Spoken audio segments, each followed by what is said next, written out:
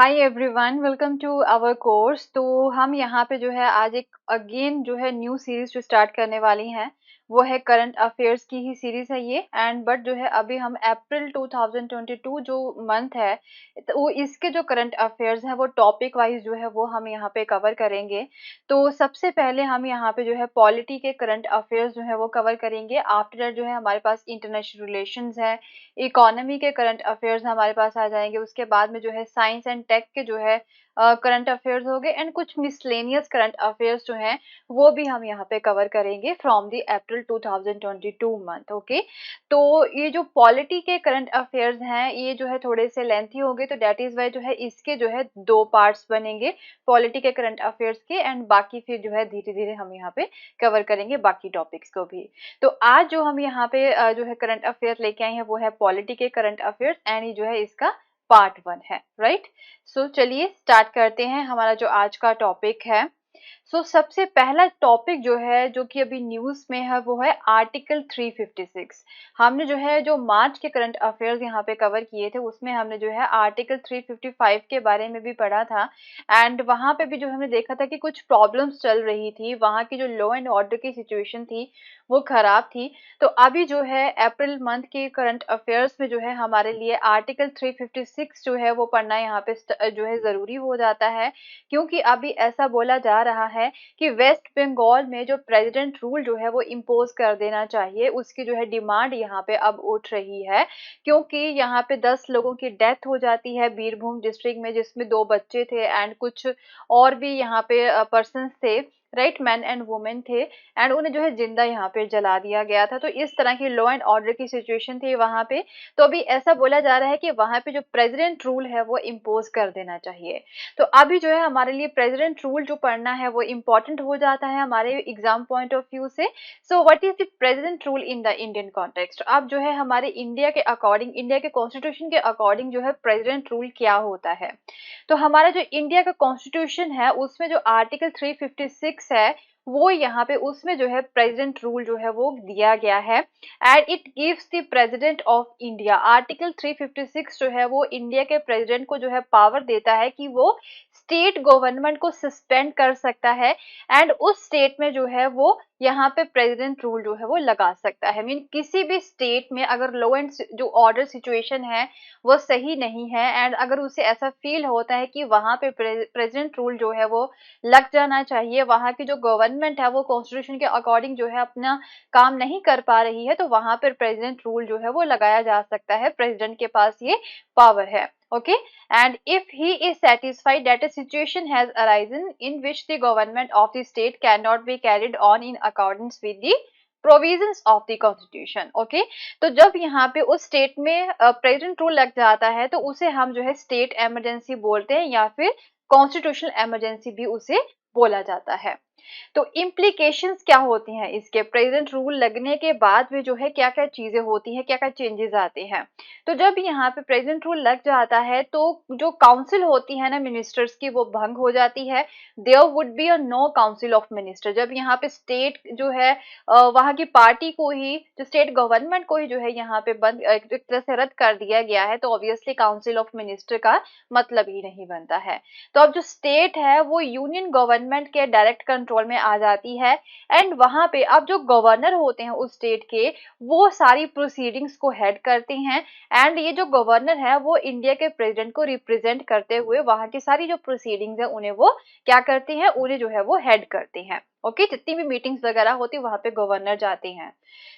अब जो है ऑब्वियसली प्रेसिडेंट रूल लगाने से पहले जो है पार्लियामेंट की भी अप्रूवल चाहिए होती है, एंड उसकी ड्यूरेशन क्या होती है जो प्रेसिडेंट रूल होता है। तो क्या होता है, a proclamation imposing the president rule must be approved by both the houses of the parliament. कि जब यहाँ पे प्रेसिडेंट को ऐसा लगता है कि कोई स्टेट में जो गवर्नमेंट है वो कॉन्स्टिट्यूशन के अकॉर्डिंग जो है वो नहीं चल पा रही है, वहाँ की लॉ एंड ऑर्डर सिचुएशन सही नहीं है, तो प्रेसिडेंट रूल वहां पे लगाना है।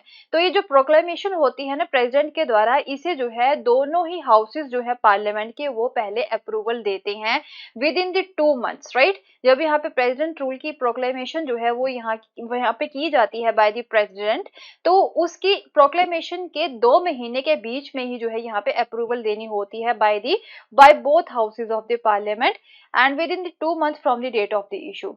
So the approval takes place through the simple majority. अब जो है ना इसके लिए अप्रूवल के लिए सिंपल मेजोरिटी की यहाँ पे जरूरत होती है in either houses, and that is simple majority का मतलब हो गया कि जो भी पर्सन वहां पे, जो भी मेंबर्स जो है वो पार्लियामेंट में अवेलेबल है एंड जो है वो वोट कर रहे हैं, राइट।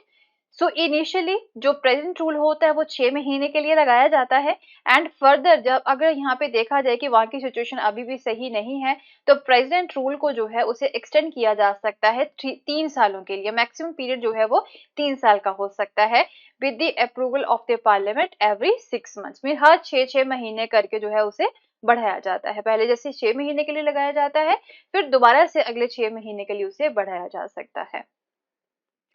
तो रिपोर्ट ऑफ द गवर्नर, तो अब क्या होता है प्रेसिडेंट रूल लगाने के लिए जो है प्रेसिडेंट किस तरह से देखते हैं कि वहां की सिचुएशन सही नहीं है, तो ये गवर्नर का काम होता है कि जो कि रिपोर्ट देता है टू द प्रेसिडेंट कि यहाँ की जो सिचुएशन है वो सही नहीं है, यहाँ पे प्रेसिडेंट रूल जो है वो लगा देना चाहिए। So under article 356 president rule is imposed if the president upon receipt of the report from the governor of the state or otherwise is satisfied that a situation has arisen in which the government of the state cannot be carried in accordance with the provisions of the constitution। जब यहाँ पे governor को ऐसा लगता है कि अभी जो है स्टेट जो है काम नहीं कर पा रही है according the provisions of the constitution, तो ये रिपोर्ट जो है वो प्रेसिडेंट को देता है, तो प्रेसिडेंट रूल जो है वो यहाँ पे इम्पोज कर दिया जाता है। तो अब जो है इसे रिवोक किस तरह से किया जाता है प्रेसिडेंट रूल को। So the proclamation of president rule may be revoked by the president at any time। Okay, तो president जो है इस president rule को कभी भी जो है रिवोक कर सकता है, खत्म कर सकता है by a subsequent proclamation, खुद ही proclamation लेके। तो इस रिवोकेशन की जो रिवोक करने के लिए, president rule को रिवोक करने के लिए जो है कोई भी parliamentary approval की जरूरत नहीं होती है। ओके, प्रेसिडेंट रूल लगाने के लिए यहाँ पे पार्लियामेंट्री अप्रूवल की जो है जरूरत होती है, दोनों हाउसेस जो होते हैं पार्लियामेंट के उसके अप्रूवल की यहाँ पे जरूरत होती है, बट जब इसे रिवोक करना होता है तो प्रेसिडेंट इसे खुद ही यहाँ पे रिवोक कर सकते हैं by the simple proclamation and it does not require parliamentary approval. Okay, so जो नेक्स्ट टॉपिक है हमारे पास है वो है इलेक्टोरल बॉन्ड्स। ओके, तो ये भी अभी जो है न्यूज में है। क्यों न्यूज में है? एक्चुअल में दो एनजीओस जो हैं उन्होंने इस स्कीम को, ये जो इलेक्टोरल बॉन्ड्स की जो स्कीम है इसे जो है चैलेंज किया है। ओके, एंड सुप्रीम कोर्ट ने जो है यहाँ पे पिटिशनर्स को जो है एश्योर किया है कि अब सुप्रीम कोर्ट जो है वो जो भी आपकी प्लीज है यहाँ पे जो डाली गई हैं तो उसे जो है अच्छे से यहाँ पे सुनेगा। एंड एश्योर किया है यहाँ पे Chief Justice of India NV Raman ने has assured the petitioner that the Supreme Court will take up hearing a pending plea challenging the electoral bond scheme 2018। Okay, तो ये इलेक्टोरल बॉन्ड स्कीम 2018 जो है इसे दो एनजीओस ने जो है चैलेंज किया है। तो अभी जो है चीफ जस्टिस ऑफ इंडिया ने जो है उन दोनों एनजीओस को जो है एश्योर किया है कि आपकी जो प्ली है, पेंडिंग प्ली जो है उसकी हियरिंग जो है वो जल्दी ही होगी। तो इसकी वजह से जो इलेक्टोरल बॉन्ड स्कीम जो है वो न्यूज में है। तो दो एनजीओस कौन से हैं? एक है कॉमन कोज, दूसरा है एसोसिएशन फॉर डेमोक्रेटिक रिफॉर्म्स। तो इन दोनों ही ने जो है यहाँ पे इस स्कीम के ऊपर ये यहाँ पे जो है चैलेंज लगाया है कि ये जो है ना ये जो स्कीम है इलेक्टोरल बॉन्ड्स की, ये डेमोक्रेसी को डिस्टोर्ट कर रही है, राइट। तो पहले देख लेते हैं कि एक्चुअल में इलेक्टोरल बॉन्ड्स होते क्या हैं। तो सिंपली पुट इलेक्टोरल बॉन्ड्स जो होते ये एक जो है जस्ट एक इंस्ट्रूमेंट है through which anyone can donate money to the political parties. तो ये ऐसे बॉन्ड्स होते हैं ना, इन बॉन्ड्स का यूज करके कोई भी बंदा जो है इंडिया का वो किसी भी पॉलिटिकल पार्टी को जो है पैसे डोनेट कर सकता है। ओके, चाहे वो 1000 से लेके 10,000 रुपीज तक के बॉन्ड्स खरीद सकता है, 1 लाख के, 10 लाख के एंड इवन 1 करोड़ तक के भी जो है बॉन्ड्स वो खरीद सकता है।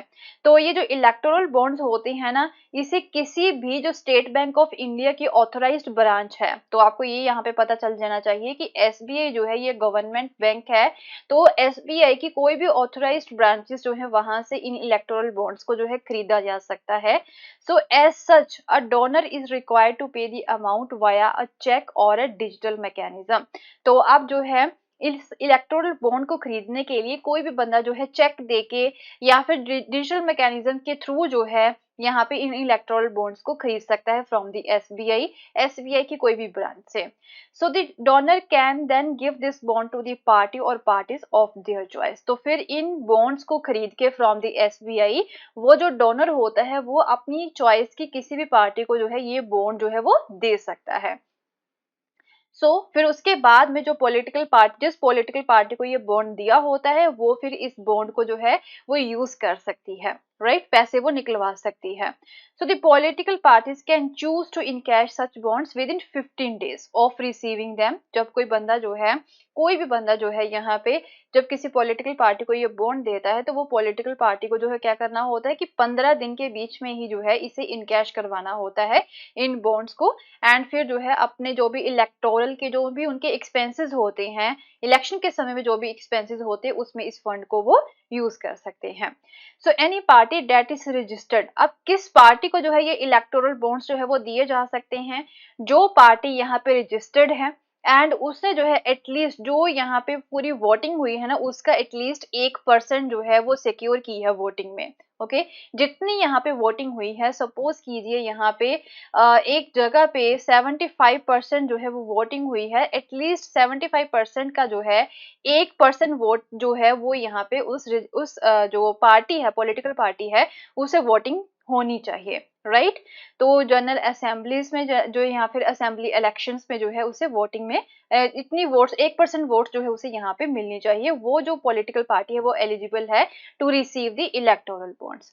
So the electoral bonds will not bear the name of the donor. अब आपको ये भी पता होना चाहिए कि जो इलेक्टोरल बॉन्ड्स होते हैं ना इसके ऊपर जो है डोनर जो होता है ना उसका नेम यहाँ पे नहीं होता है। एंड इसकी वजह से जो पॉलिटिकल पार्टी है उसे डोनर की आइडेंटिटी का पता नहीं चलता है कि किस बंदे ने जो है उसे ये जो बॉन्ड है वो डोनेट किया है, राइट। सो अब जो ये इलेक्टोरल बॉन्ड्स हैं इन्हें इंट्रोड्यूस कब किया गया था एंड क्यों किया गया था? So the central idea behind the electoral bond scheme was to bring transparency. Actual में जो है ये बोला गया था कि यहाँ पे जो है ना जो इलेक्टोरल फंडिंग होती है, जो पॉलिटिकल पार्टीज को फंडिंग होती है इलेक्शंस के समय में, उस पे जो है यहाँ पे ट्रांसपेरेंसी लेके आनी है। तो कोई भी बंदा अगर यहाँ पे पैसा लगाना चाहता है किसी भी पॉलिटिकल पार्टी में तो वो बॉन्ड्स खरीद सकता है कि यहाँ पे एसबीआई थे। तो एसबीआई जो है वो एक गवर्नमेंट बैंक है, तो गवर्नमेंट को ये पता होगा कि कौन कौन सा बंदा जो है कितना पैसा यहाँ पे पॉलिटिकल पार्टी को दे रहा है। So in the union budget speech of February 1 2017 उस समय के जो फाइनेंस मिनिस्टर थे अरुण जेटली, उन्होंने जो है ये दो चेंजेस यहाँ पे लाए थे। पहला तो ये था कि उन्होंने जो है जो अमाउंट ऑफ मनी किसी पॉलिटिकल पार्टी को जो है एक तरह से as a cash, right, cash के तौर पे जो है किसी पार्टी को कितना जो अमाउंट है वो दिया जा सकता है। पहले वो 20,000 रुपीज था, मीन 20,000 रुपीज जो है एज ए कैश किसी पॉलिटिकल पार्टी को जो है डोनेट किया जा सकता है। अब जो है ये अमाउंट उन्होंने कम कर दी थी, डिक्रीज कर दी थी। अब क्या है, जस्ट 2,000 रुपीज जो है एज ए कैश यहाँ पे किसी पॉलिटिकल पार्टी को दिए जा सकते हैं। एंड अगर जो है 2,000 से ज्यादा कोई बंदा यहाँ पे पॉलिटिकल पार्टी को डोनेट करना चाहता है तो उसे जो है यहाँ पे इलेक्टोरल बॉन्ड्स खरीदने होंगे। So to he announce the introduction of electoral bonds as a way to make such funding more transparent. And इस तरह से क्या होगा कि अगर ज्यादा पैसा किसी बंदे ने लगाना है, किसी पॉलिटिकल पार्टी में डोनेट करना है, तो जो है उसे इलेक्टोरल बॉन्ड्स खरीदने होंगे। एंड जब वो इलेक्टोरल बॉन्ड जो है वो खरीदेगा बंदा एसबीआई से, जो कि एक गवर्नमेंट बैंक है, तो ये जो है ट्रांसपेरेंसी यहाँ पे रहेगी कि कितना पैसा किसी पार्टी में यहाँ पे जा रहा है। ओके, पता लगता रहेगा गवर्नमेंट को कि कितना पैसा यहाँ पे पार्टी में जा रहा है। सो फॉर्मली इन बॉन्ड्स को जो है 2018 में इंट्रोड्यूस किया गया था। तो अब ये जो है अब तक कितने बॉन्ड्स जो है ऐसे बेचे जा चुके हैं? So electoral bonds can be bought only during specific windows of time. तो इन इलेक्टोरल बॉन्ड्स को खरीदने के लिए भी जो है ना एक स्पेसिफिक टाइम जो है वो यहाँ पे सेट किया गया है। तो अभी तक जो है एक ये वाला जो 20th जो है एक तरह से हम बोल सकते हैं कि विंडो जो है ऐसी वो ओपन की गई थी बिटवीन दी April 1 से लेके April 10 के बीच में। एंड जो कि अप्रैल के समय में जो है ये करंटली ओपन थी, अप्रैल में जो है ये करंटली ओपन थी, right. So according to a written reply to the Rajya Sabha last month, तो राज्यसभा को एक रिटन रिप्लाई दिया गया है कि कितने इलेक्टोरल बॉन्ड्स जो है वो खरीदे गए हैं। तो minister of state for finance जो है उन्होंने ब्रेकअप यहाँ पे दिया है ईयरली बेसिस पे कि कितनी सेल यहाँ पे इलेक्टोरल बॉन्ड्स की हुई है। तो 2018, 19, 20, 21, 22 सभी का यहाँ पे जो है उन्होंने पूरा एक तरह से रिप्लाई यहाँ पे दिया है, जैसे कि ₹1056.73 करोड़ जो है 2018 में सेल हुए थे। उसके बाद में ये सारा जो है उन्होंने रिटर्न रिप्लाई यहाँ पे दिया है, पूरी डिटेल यहाँ पे दी है। So in other words, in 19 branches since 2018, when there were effectively available bonds worth rupees 9,200 208 crore वो हैव बीन टू सोल्ड। तो अब तक हम यहाँ पे बोल सकते हैं, एक सिंगल वर्ड में बोलें कि जो एसबीआई के 19 ब्रांचेस है ना, तो उसमें 2018 से लेके लगभग जो है 9,208 जो है करोड़ रुपीस के जो बॉन्ड है वो यहाँ पे अब तक बेचे जा चुके हैं। तो अभी गवर्नमेंट को जो है ना इलेक्टोरल बॉन्ड्स के थ्रू पता है कि कितना पैसा यहाँ पे फंडिंग में जा रहा है टू दी पॉलिटिकल पार्टीज, तो यहाँ पे ट्रांसपेरेंसी है। So of these bond worth rupees 9,187 have been encashed by the political parties. तो इतना जो है अभी इनकैश भी करा लिया गया है पॉलिटिकल पार्टीज के द्वारा। So government had also underscored that no bonds were sold to the foreign entitles. तो अब क्या होता है कि ओनली इंडियंस जो हैं वो ही इस तरह के बॉन्ड्स को खरीद सकते हैं, जो फॉरेन इंटाइटल्स हैं या फिर फॉरेन कंपनीज हो गई या फिर एनआरआईज हो गए, वो इन बॉन्ड्स को नहीं खरीद सकते हैं। ओके तो अब जो है एक्चुअल में ये जो बॉन्ड्स हैं इसका क्रिटिसिज्म क्यों हो रहा है, तो सेंट्रल क्रिटिसिज्म जो है इलेक्टोरल बॉन्ड स्कीम का ये है that it does the exact opposite what it was mean to do. Actual में ये बोला गया था कि यहाँ पे जो है ना इलेक्शन फंडिंग में ट्रांसपेरेंसी लेके आनी है, बट जो है ये बिल्कुल इसके ऑपोजिट कर रहा है। For example critics argue that the anonymity of the electoral bond is only for the broader public and opposition parties and the fact that such bonds are sold via government owned bank. तो ये बोल रही हैं ये जो bond है ना only SBI के द्वारा बेचे जा रहे हैं, जो कि एक गवर्नमेंट की यहाँ पे बैंक है। तो ऑब्वियसली जिस यहाँ पे पार्टी की यहाँ पे गवर्नमेंट होगी तो उसे तो पता चल ही जाएगा कि कितना पैसा यहाँ पे जा रहा है, तो ये ट्रांसपेरेंसी ज्यादा होगी। मीन जो है सामने वाली जो पॉलिटिकल पार्टी है उसकी फंडिंग के बारे में सारी इंफॉर्मेशन जो है वो यहाँ पे इन्हें मिल रही है, एंड दूसरा जो है वो इन फंडिंग को गलत तरीके से भी यूज कर सकते हैं। तो वो बोल रहे हैं कि अभी बीजेपी को जितने भी इलेक्टोरल बॉन्ड्स यहाँ पे जो है जो निकले हैं, जो यहाँ पे लिए गए हैं वो बीजेपी के नाम के ही यहाँ पे निकले हैं 75%। Okay so which is in power at the centre. तो वो डिस्टोर्ट कर सकती हैं, इस चीज को गलत तरीके से यूज कर सकती हैं कि ओनली जो है बीजेपी ने जो है ये यहाँ पे यूज किए हैं। तो इस तरह से जो है वो बोले कि ट्रांसपेरेंसी यहाँ पे कम है एक्चुअल में। ओके बाकी पॉलिटिकल पार्टीज को ऐसा नहीं पता चल रहा है कि बीजेपी जो है राइट उसे कितने यहाँ पे वोट्स जा रहे हैं। So moreover, before the electoral bond scheme was announced, there was a cap on how much company could donate to the political party, 7.5% of the average net profit of a company in the preceding 3 years. However, the government amended the Company Act to remove this limit and opening the door to the unlimited funding by the corporate India. पहले यहाँ पे companies जो है उसके लिए एक limit set की गई थी कि कितनी फंडिंग जो है पॉलिटिकल पार्टीज को दे सकती है, अब ये लिमिट भी जो है वो खत्म कर दी गई है। तो ये चीजों की वजह से कई लोग जो है क्रिटिसिज्म कर रहे हैं, अपने अपने व्यू पॉइंट्स हैं उनके, तो इसकी वजह से जो है इसका क्रिटिसिज्म हो रहा है।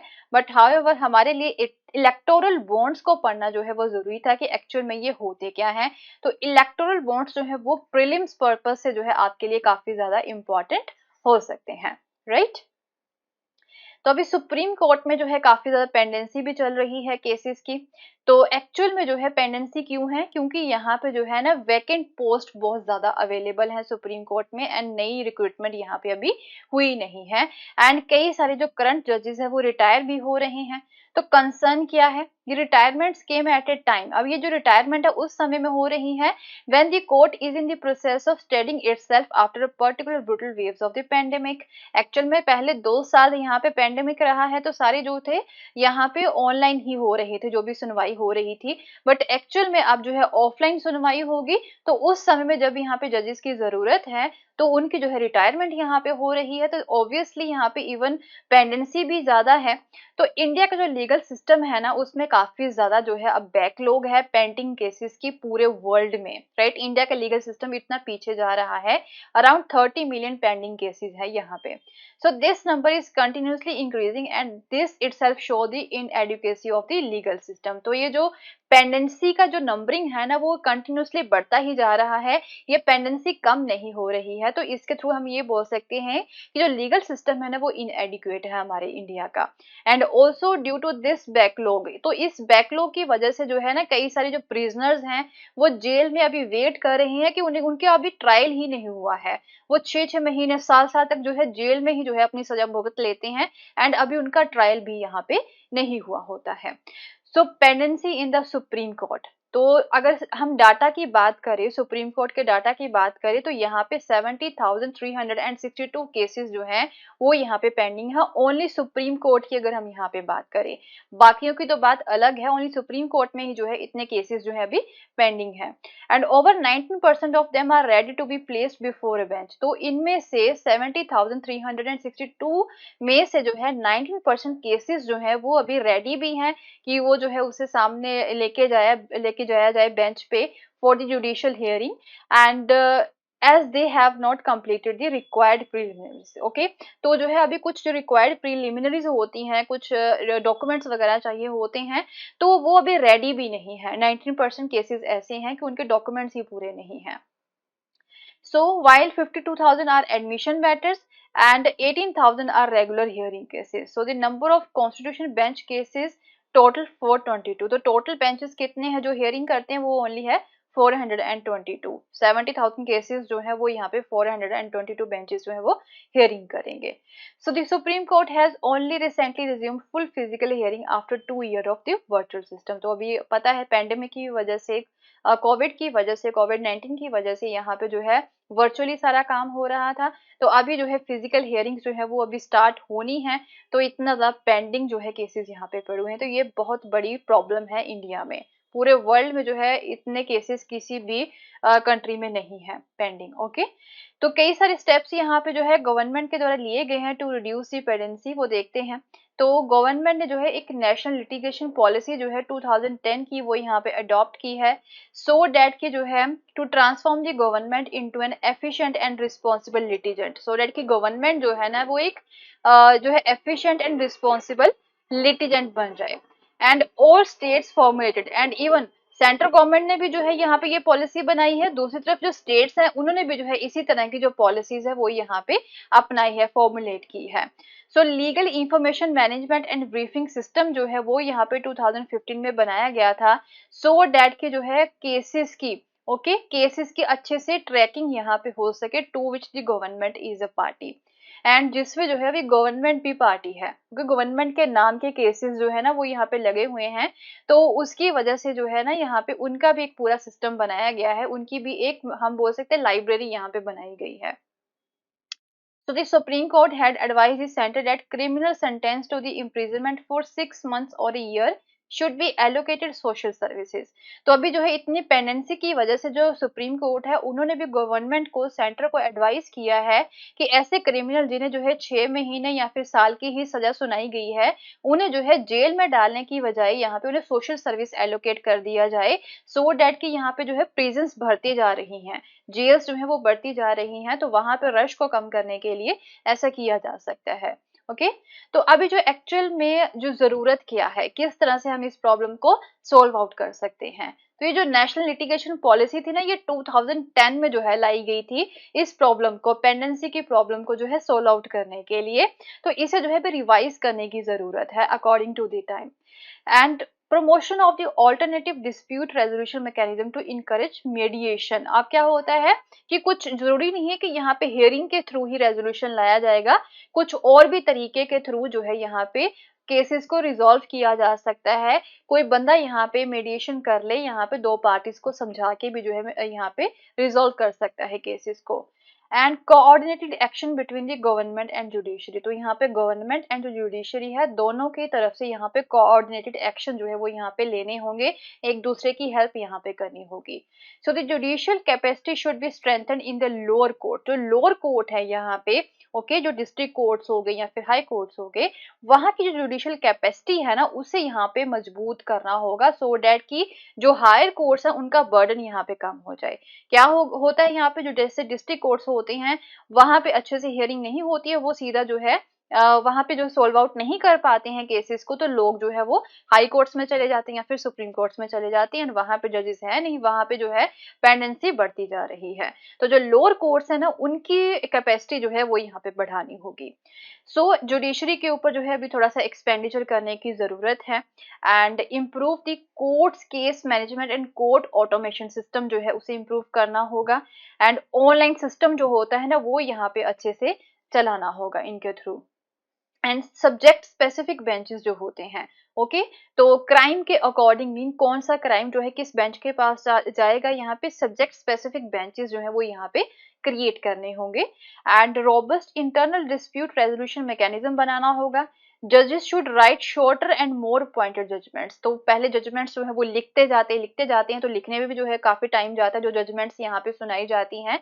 तो अब जजेस को जो है ना काफी shorter and just to the point judgments जो है वो यहाँ पे देनी होंगी, सो डैट की जो राइटिंग का काम है, टाइपिंग का काम है, वो भी यहाँ पे कम हो जाए, एंड काम जो है वो जल्दी से जल्दी यहाँ पे निपटाए जा सके। ओके, तो ये कुछ चीजें हैं जो यहाँ पे जो की जा सकती हैं इस प्रॉब्लम को सोल्व आउट करने के लिए। तो अभी आपके लिए जो है ना इम्पोर्टेंट क्या बनता है कि नेशनल लिटिगेशन पॉलिसी जो थी 2010 की, वो क्या है, ये आपके लिए जो है इम्पोर्टेंट बनता है कि इसे आपको पढ़ना है अभी। ओके, इसके बारे में भी आपको नॉलेज यहाँ पे होनी चाहिए, तो जो है इसके बारे में भी जो है क्वेश्चन पूछा जा सकता है, राइट।